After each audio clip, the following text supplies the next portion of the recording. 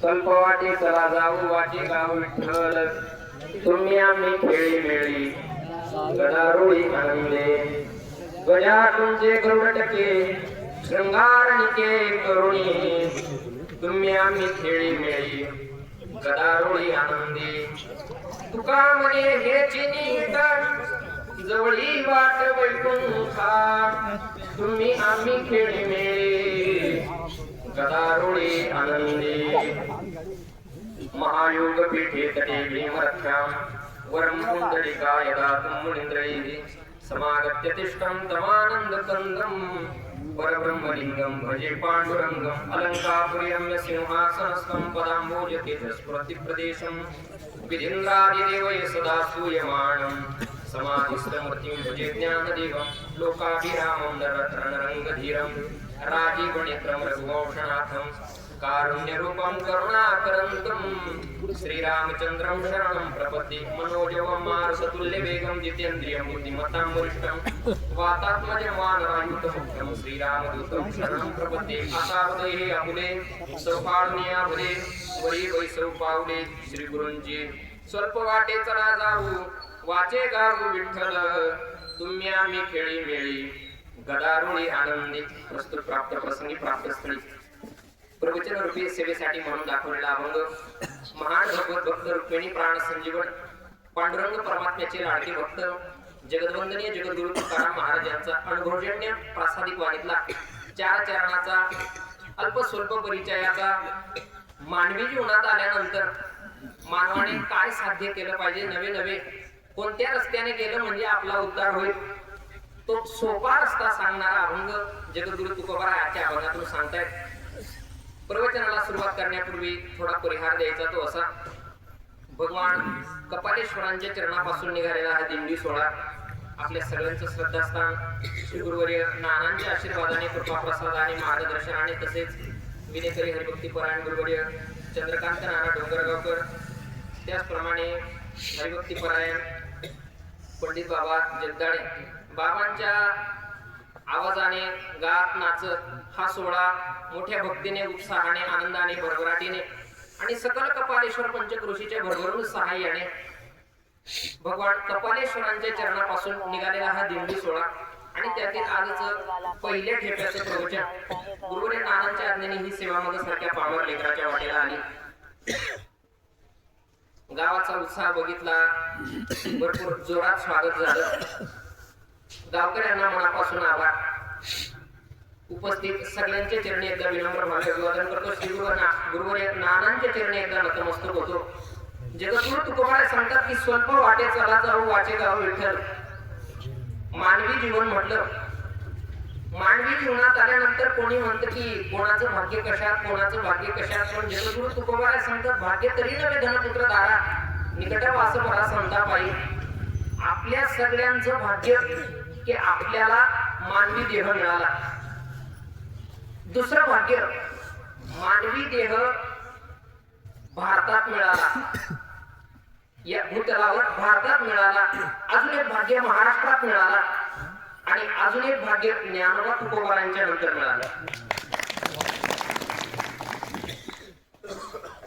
संत संगतीत राहणं संतांच्या कृपा प्रसादात राहणं संतांच्या सहवासात राहणं हे मानवी जीवनाचं भाग्य आहे।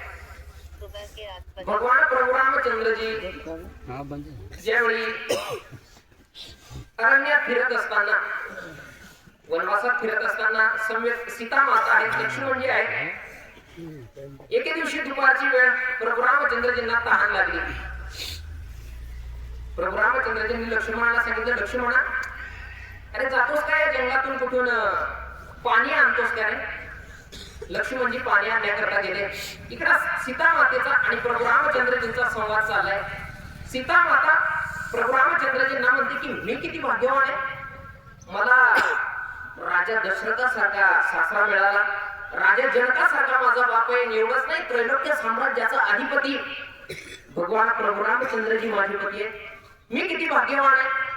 प्रभू रामचंद्रजी म्हटले सीते खरं सांगू का जरी तू भाग्यवान असेल पण तुझ्यापेक्षा 2 वर्ग होईना भाग्यवान मी आहे। का भाग्यवान आहे प्रभू रामचंद्रजी सांगतात जिचा राजा दशरथासारखा सासरा आहे, जनकासारखा जिचा बाप आहे, प्रभू रामचंद्रजी सारखा रामासारखा जिचा पती आहे, अशी सीता एवढं सगळं ऐश्वर्य सोडून पती सोबत जंगलात येते. इतकी पतिव्रता श्री मला मिळाली, मी नक्की सीतेपेक्षा भाग्यवान आहे. दोघांचा संवाद चालू आहे. सीता म्हणते नाही मी भाग्यवान, प्रभू रामचंद्रजी म्हणतात नाही नाही मी भाग्यवान. दोघांचं भांडण चालू आहे. तितक्यात लक्ष्मणजी पाणी घेऊन आले. लक्ष्मणजींनी प्रभू रामचंद्रजींच्या हातात पाणी दिलं. प्रभू रामांनी ते पाणी बाजूला केलं आणि लक्ष्मणाला प्रश्न विचारला, लक्ष्मणा खरं सांग आमच्या दोघांमध्ये भाग्यवान कोण? सीता म्हणते मी भाग्यवान, मी म्हणतो मी भाग्यवान, आमच्या दोघांमध्ये भाग्यवान कोण? लक्ष्मणजी मनात विचार करतात, जर प्रभू रामचंद्रजींना भाग्यवान म्हणावं तर वहिनींना रागेल, बर सीता मातेला भाग्यवान म्हणावं तर दादाला रागेल, मग करावं काय? असं काहीतरी उत्तर द्यावं लागेल की दोघांना आनंद होईल.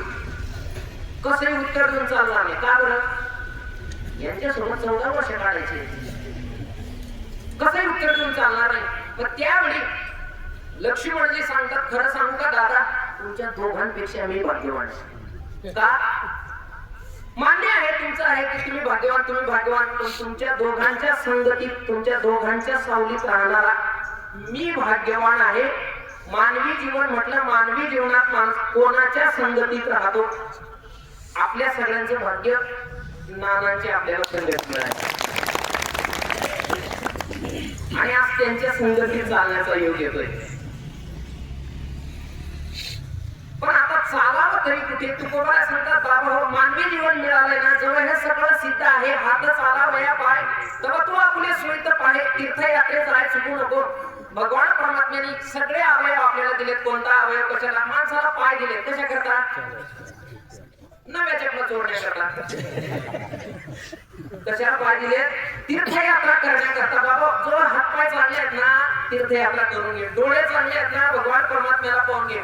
पण जावं मग व्यवहार करा. अनेक वाट आहेत. तुकोबा सांगतात, स्वल्प वाटे चला जाऊ. अनेक वाट आहेत, पण कोणत्या वाटाने जावं?